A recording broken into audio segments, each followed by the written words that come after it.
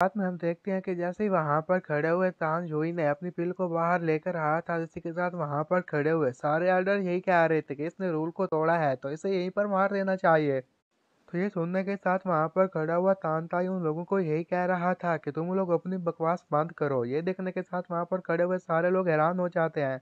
Patrick आगे बढ़कर उसे यही कह रहा था कि तुम तानजोई की साइड क्यों ले रहे हो। तो इस पर तानताई उसे यही कह रहा था कि उसने पिल तो बिल्कुल ठीक ठाक बनाई है, सिर्फ उसने नाम ही गलत बताया है ना, तो इसमें रूल तोड़ने वाली क्या बात हो गई। तो पैट्रिक उसे यही कह रहा था कि यहाँ पर इतना सारा क्राउड आया हुआ है तो इसलिए रूल के हिसाब से उसे सही नाम बताना था। तो वहां पर खड़ा हुआ तानताई तैनजोई को यही कह रहा था कि तुम्हें परेशान होने की जरूरत नहीं है, जब तक मैं यहाँ पर हूँ यहाँ पर तुम्हारा कोई भी बाल बाका नहीं कर सकता। बस तुम इन लोगों को बता दो कि तुमने किस किस्म की पिल्स बनाई है, तो इससे हो सकता है कि इन सभी लोगों के मुंह बंद हो जाएं। तो जब वो वहां पर खड़ा हुआ उस पिल का नाम बताता है तो इसी के साथ वहां पर खड़ी हुई एक मास्टर यही कह रही थी कि तुम फिर यहाँ पर खड़े होकर झूठ बोल रहे हो। तुम्हें तो सच में यहाँ पर सजा देनी चाहिए। तुम यहाँ पर बस ऐसे बातें छोड़े जा रहे हो। असल में वहां पर खड़ा हुआ तान जो फिल्म बना चुका था वो उसके बारे में उन लोगों को सही इन्फॉर्मेशन दे रहा था, लेकिन वहां पर खड़े हुए लोग उस पर यकीन नहीं करना चाहते थे क्योंकि आज से पहले ऐसी फिल्म वहां पर किसी ने नहीं बनाई थी। तो इसलिए उन लोगों को लग रहा था कि ये वहां पर खड़ा होकर मजाक कर रहा है, उन लोगों से झूठ बोल रहा है। तो इस पर वो लोगों को यही कह रहा था कि वेल तुम लोग खुद ही इसको चेक कर लो ना। ये एक बेस्ट फेस लिफ्टिंग रिफाइनिंग पिल है, अगर आप में से किसी को नहीं यकीन तो मैं आपको खुद एक्सप्लेन करूंगा। वहां पर खड़ा हुआ पैट्रिक जो है यही कह रहा था कि तुम ये क्या बकवास किए जा रहे हो। तो इस पर वो ये कह रहा था कि मेरी बात अभी खत्म नहीं हुई, जब मैं अपनी बात खत्म कर लूंगा इसके बाद तुम जो चाहो तुम कर लेना। तुम सारे के सारे लोग मुझे अपनी बात तो यूं नहीं कंप्लीट करने दे रहे, ये भी रूल्स के खिलाफ है ना। तुम बस चुप करके यहाँ पर देखते रहो कि मैं क्या करता हूँ। ता ये सब कुछ सुनने के साथ अपने मन ही मन में यही कह रहा था कि ये सारे के सारे बहुत ही बुरे हैं, कभी फ्यूचर में मेरे हाथ लगे तो मैं सभी को मार दूंगा।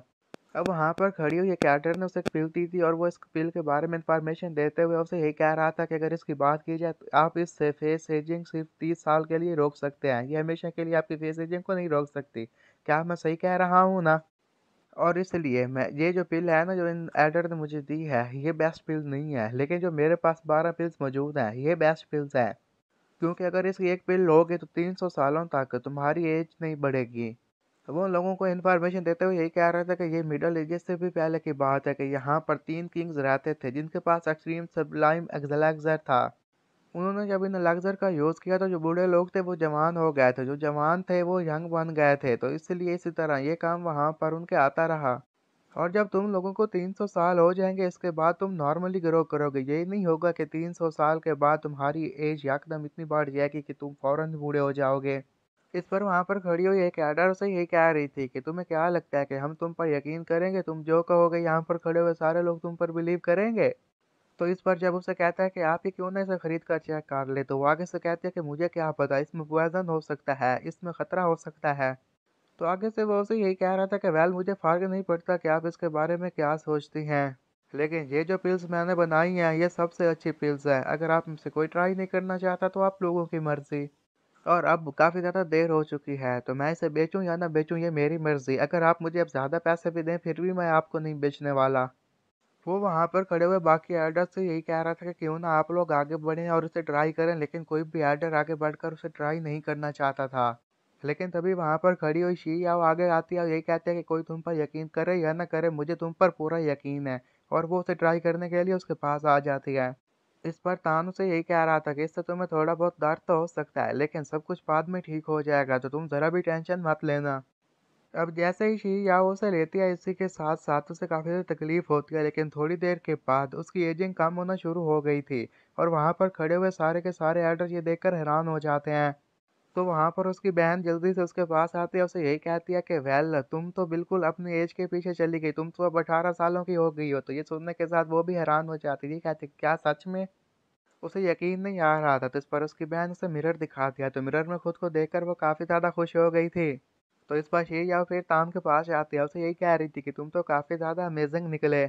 फिर वो अपनी अपनी चीफ्स के पास जाता है और उन्हें एक पिल दे देता है, तो वही चीफ जो पहले उसकी पिल लेने से इनकार कर रहे थे अब उसकी पिल लेने को तैयार हो गए थे। और वहां पर उनमें शामिल कोई और नहीं बल्कि जूगे भी शामिल थी। वो उसे ये कह रही थी कि तुम मुझे 3 पिल्स दे दो। मास्टर जूगे उसे काफी ज्यादा इसके बेनिफिट्स दे रही थी, वो ये कह रही थी कि तुम्हारे सारे लोग गॉड बैटल फील्ड में भी दाखिल हो सकते हैं। तो इस पर वो कहता है कि हाँ, अगर तुम हमें हज़ारों सालों तक बेनिफिट देते रहो तो हो सकता है कि मैं इसके बारे में सोच सकूं और तुम्हें पिल दे दूं। फिर वहां पर खड़ा हुआ तानजून वहां पर खड़े हुए पैट्रिज को यही कह रहा था कि देखा ये पिल कामयाब हो गई तो आपको इसे 800 पॉइंट्स देना चाहिए। वहां पर खड़ी हुई मास्टर जोगी उसे यही कह रही थी कि वेल ये इसका जो एलेक्सर था इतना भी सबलाइम नहीं है कि आप इसे 800 पॉइंट्स दे दें।